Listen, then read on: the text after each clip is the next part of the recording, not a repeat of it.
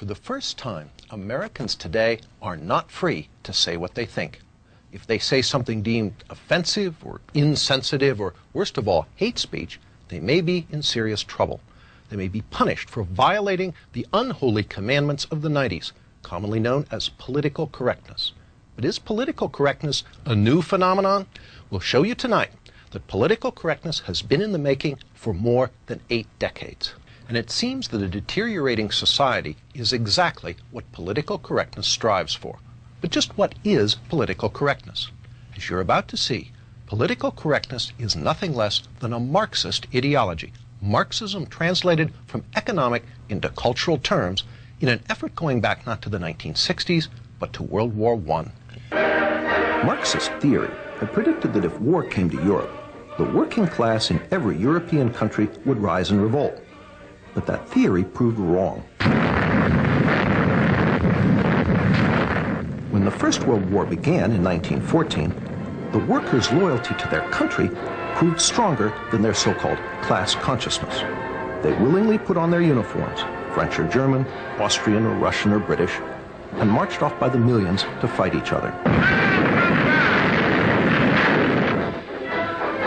In 1917, a Marxist revolution did occur in Russia, but it failed to spread to Western Europe, again contradicting orthodox Marxist theory. At the war's end, Marxist theorists had to confront the question, what had gone wrong? Antonio Gramsci in Italy and Georg Lukács in Hungary believed they had the answer. Gramsci and Lukács argued that Western culture had blinded the working class to its true Marxist class interests. Before a Marxist revolution could take place, Western culture had to be destroyed. In 1919, Lukács, who was considered the most brilliant Marxist theorist since Marx himself, asked, "Who will save us from Western civilization?" That same year, 1919, Lukács became Deputy Commissar for Culture in the Bolshevik Bela Kun government in Hungary, where he launched a program of cultural terrorism. As part of that program, Lukács introduced a radical sex education program into the Hungarian schools. Political correctness, as we know it, was already beginning to take form. He tried to actually undermine the unity of the family, and that was one of the reasons that he tried to introduce sex education. Laszlo Pastor, a leader in the Hungarian resistance against the communist takeover of Hungary after World War II, explains why children were targeted. It's always much tougher to convert an adult, to do something what he was taught not to do. The program left great residual effects on Hungary. The only thing what we were permitted to accept as far as culture is concerned, what they were teaching, that was it. Free thinking was a very big sin. The Bela Kun government lasted only a few months, in part because the Hungarian working class was outraged by Georg Lukács's assault on traditional Western culture. But meanwhile, in Germany, a new attempt to create a Marxist critique of Western culture was taking shape. There, the wealthy young son of a millionaire grain trader, Felix Weil, wanted to establish a public policy institute, a think tank, to serve as a home for advanced Marxist thought. Modeled on the Marx-Engels Institute in Moscow, Weil's think tank was originally to be named the Institute for Marxism. Martin Jay, chairman of the history department at Berkeley, an author of a history of the Frankfurt School, explains why the name was changed to the Institut für Sozialforschung, the Institute for Social Research. But I think they were very interested in trying to avoid being overly labeled. So it's a fairly bland name, the Institute for Social Research. The Institute was affiliated with Frankfurt University in Frankfurt, Germany, and in time became known simply as the Frankfurt School. The Frankfurt School formally opened its doors on June 22, 1924, but it had already held its first seminar on theory in the spring of 1923. There, almost 24 Marxist scholars gathered for what Weil, the sponsor, called a Marxist study week. One of the participants was Richard Sorge, later a famous Soviet spy. Another was Georg Lukács. Lukács's writings on culture were the basis for much of the program. Almost half of the participants in this Marxist study week would later be affiliated with the Frankfurt School. Following Lukács's lead, the Frankfurt School would be the vehicle that translated Marxism from economic into cultural terms, giving us what we now know as political correctness. The Frankfurt School's first director was an Austrian Marxist economist, Karl Grünberg. Grünberg's principal effort was to firmly establish the Institute's Marxist nature. In his inaugural address, which opened the Institute's new building in Frankfurt, Grünberg said, "It has been our intention here from the outset to maintain uniformity in the way we look at problems and go about solving them. I too am one of the opponents of the economic, social and legal order which has been handed down to us from history, and I too am one of the supporters of Marxism. In the new research institute, Marxism will from now on have a home." Under Karl Grünberg, the Frankfurt School worked mostly on economic questions and the labor movement, conventional Marxist subjects. But in 1930, Grünberg was replaced as director by a young Marxist intellectual with very different ideas, Max Horkheimer. Horkheimer quickly began to use the Institute to develop a new Marxism, very different from the Marxism of the Soviet Union. First, recognizing the economic success of capitalism, Horkheimer announced that revolution was unlikely to come from the working class. The Frankfurt School would have to find a substitute. Well, this was the great question. The great question is there a surrogate for the working class? The Frankfurt School would not find an answer to this question until the 1960s. But meanwhile, Horkheimer moved to revive Lukács's work by making the culture, not the economy, the central focus of the Frankfurt School's work. As Martin J. writes in his History of the Frankfurt School, The Dialectical Imagination, if it can be said that in the early years of its history, the Institute concerned itself primarily with an analysis of bourgeois society's socio-economic substructure, in the years after 1930, its prime interest lay in its cultural superstructure. Indeed, the traditional Marxist formula regarding the relationship between the two was called into question. The key to the Frankfurt School's work on culture was the crossing of Marx with Freud. Just as classical economic Marxism argued that under capitalism the working class was oppressed, so the Frankfurt School used Freud to argue that under Western culture everyone lived in a constant state of psychological repression. So there were radical Freudians during this period who had hopes of using psychoanalysis to end what Reich had called sexual alienation, which they saw as significant as economic alienation. The solution, according to the Frankfurt School, was not just a political revolution to overthrow capitalism, but a social and cultural revolution as well. To further the Institute's work on cultural issues, Horkheimer brought in some new blood.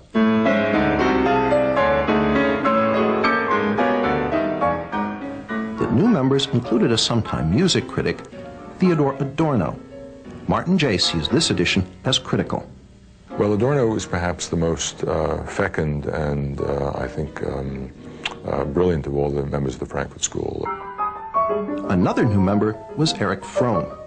Fromm, a practicing psychoanalyst, was noted for his radical Marxist social psychology. He pioneered the concept of sexual liberation and gender politics. According to Martin J., in Fromm's view, masculinity and femininity were not reflections of essential sexual differences. They were derived instead from differences in life functions, which were in part socially determined. Another piece of political correctness was falling into place. In 1932, Herbert Marcuse became a member of the Institute for Social Research. Marcuse would ultimately become the most important member of the Frankfurt School for the development of political correctness. In the 1950s and 60s, Marcuse would complete the translation of Marxism into cultural terms and inject it into the New Left. Martin J. sums it up.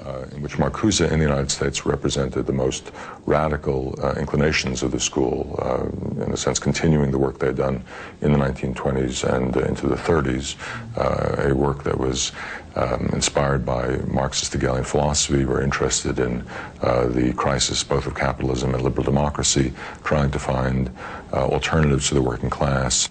As we've seen, the Frankfurt School, Marxist in origin, wanted to create a cultural revolution against Western society. And in the 1930s, they took their important first step. In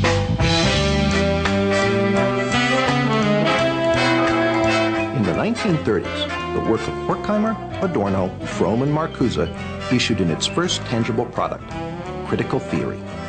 The term critical theory is something of a play on words. One is tempted to ask, what is the theory? The answer is, the theory is to criticize. Through unremitting, destructive criticism of every institution of Western society, they hope to bring that society down. Critical theory is the basis for gay studies, black studies, women's studies, and various other studies departments found on American university campuses today. These departments are the home base of political correctness. David Horowitz was present at the birth of campus political correctness. Well, I was a radical in the 60s. I was a Marxist, and you know, my buddies were people like Tom Hayden. I edited the largest magazine of the left at the time, Ramparts. But the Frankfurt School was important in Marxism because they no longer believed really in the future. They only believed in destroying capitalism and destroying bourgeois democracy is what we would have called it. And if you look at today's campuses, that kind of nihilism is really the dominant theme. That is, attack America. The Frankfurt School was careful never to define what critical theory was for, only what it was against. Again, Martin Jay, the Frankfurt School's semi-official historian. Critical theory itself always felt reluctant about being put in the straitjacket of systematization and defied its reduction to a simple definition. Critical theory actually attempted to politicize logic itself. Horkheimer wrote, "Logic is not independent of content. That means an argument is logical if it helps destroy Western culture, illogical if it supports it." Such twisted thought lies at the heart of the political correctness now inculcated into American university students. When there's 1% of the campus is conservative and the other 9% and the other 9% of the people who care are incredibly liberal, you're going to get something approaching a socialist state. But how did the work of a small group of German Marxist intellectuals come to America? In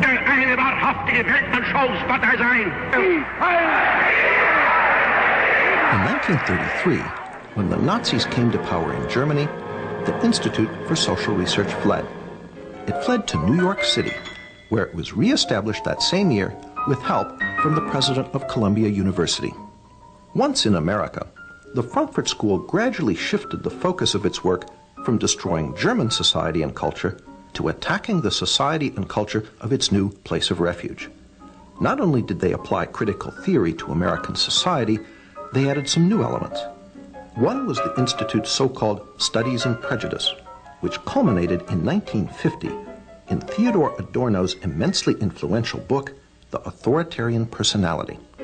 In it, Adorno argued that the American people possessed many fascist traits, and that anyone who supported traditional American culture was psychologically unbalanced. It is no accident that today, the politically correct are quick to label their opponents fascists and suggest that they need psychological treatment in the form of sensitivity training. People over profits! People over profits! The Frankfurt School even integrated political correctness' most fashionable cause, environmentalism, into their cultural Marxism, by way of Horkheimer and Adorno's book, Dialectic of Enlightenment. Well, they were very interested in what was called the domination of nature. Dialectic of Enlightenment in particular moved the emphasis away from economic domination to the species domination of the natural world, including, we might say, internal nature through psychoanalytic understanding of repression. So they were very keen on recognizing that we needed to have a more nurturant and a more, let's say, balanced relationship between humankind and the natural world.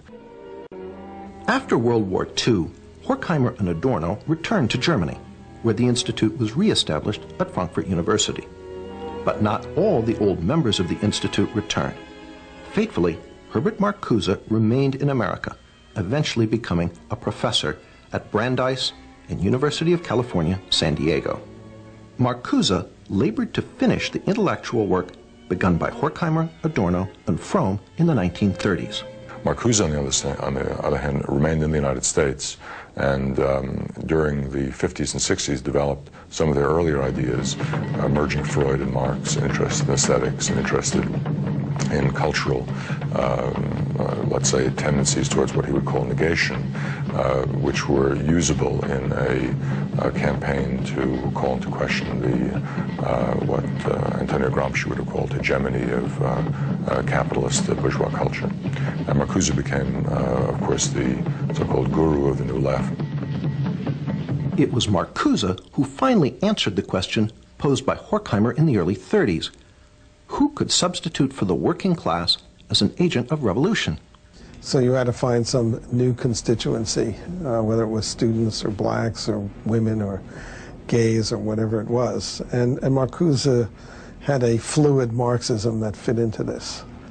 Martin Jay confirms the role of the Frankfurt School in creating the victim groups that constitute the politically correct coalition. But the working class wouldn't play the hegemonic role that traditional Marxism had expected from it. And so students, blacks, other minority groups, women, and so forth were, they hoped at least, able to come together. Of critical importance for the injection of the Frankfurt School's work into the student rebellion of the 1960s was Marcuse's revival of Fromm's notion of sexual liberation. Marcuse, however, was the main conduit of ideas. But Marcuse had written one important work in the 1950s called Eros and Civilization, a work which attempted to rub Freud against the grain and come out with a radical, even utopian reading of psychoanalysis.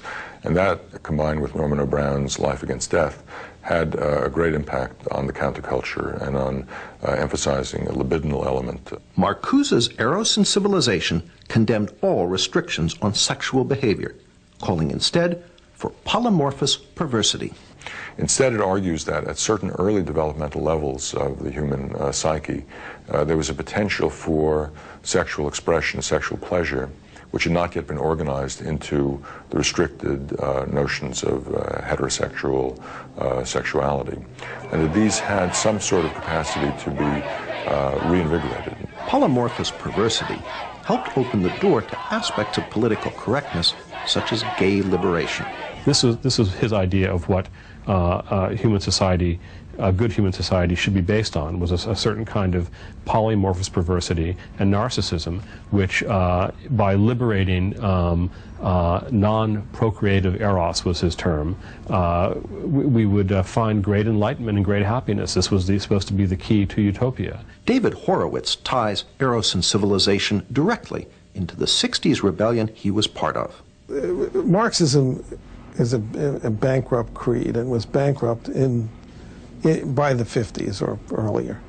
People understood it didn't work. There was no working class that was going to make a revolution. Capitalism, people were happy with capitalism, basically because it spread more money to more people than any other system in history. So they tried to find other sources of revolutionary energy. And one was the idea of sexual repression on the 60s. I mean, it was a way of, and people always think up complicated theories to, do what they want to do. People wanted to do a lot in the 60s, so Herbert Marcuse, gave them the intellectual justification for having a lot of sex with a lot of people, a lot of the time. That's what Eros and Civilization, that's the title of his famous book on it, is about. Marcuse is also the source of one of political correctness's most notable characteristics, its total intolerance for any viewpoint but its own. Marcuse argued that our free American society was actually a deception, that its true tolerance is somehow repressive, while he argued for something called liberating tolerance. And what he meant by that was liberating toleration, or liberating tolerance, meant intolerance from ideas of movements from the right, and tolerance for any ideas from the left. It's a recipe for repression. Even Martin Jay, a great admirer of the Frankfurt School, admits the totalitarian aspect of Marcuse. Perhaps his most significant essay in terms of impact, the one we haven't even mentioned, an essay on repressive tolerance, written in the late 60s, which argued that because the tolerance of different beliefs produced no action at all, because every belief seemed to be equal to all others, and racist and neo-fascist and militarist beliefs were given equal weight to those that were pacifist and emancipatory. This led ultimately to the problems of political correctness and incorrectness in the 1980s. That is to say, if you had a strong notion of who was politically correct, you could then be intolerant of those who weren't. And sometimes this can be used as a license by people on the left to deny free speech to people they disagreed with. Through these works, Marcuse became the main agent of transmission of the Frankfurt School's ideas. Marcuse was a tremendously important influence on the thinking of young people in those days. He was one of the spiritual fathers of the movement. And through Marcuse, the New Left found the rest of the Frankfurt School. And then in the 1960s, they were rediscovered by students who looked back at the work they'd done and rediscovered a source of a non-traditional, non-communist Marxism, which they found as an inspiration for the student movement in the 1960s. Jay pays Marcuse the ultimate compliment as a revolutionary. He became a kind of celebrity. I mean, in Paris, there were banners that said Marx, Mao, and Marcuse. So he was, luckily because of the alliteration up there with a couple of pretty heavy hitters. And the consequences of the Frankfurt School's work now engulf us all. Martin Jay pays them due credit. Well, it's fascinating. If you compare them with other figures from the so-called Western Marxist tradition, they are perhaps more alive than virtually anybody else. Roger Kimball, although coming from the opposite political perspective from Martin Jay, agrees. The institution of the ideas of radical multiculturalism in the academy and what you might call its enforcement wing, namely the ideology of political correctness, testify to the vitality of some of those ideas, some of the ideas of the Frankfurt School. We asked former New Left leader David Horowitz what the members of the Frankfurt School, Horkheimer, Adorno, Marcuse, might think if they could come back and visit one of America's politically correct campuses today. Well, I'm sure they would be thrilled because they would be, gods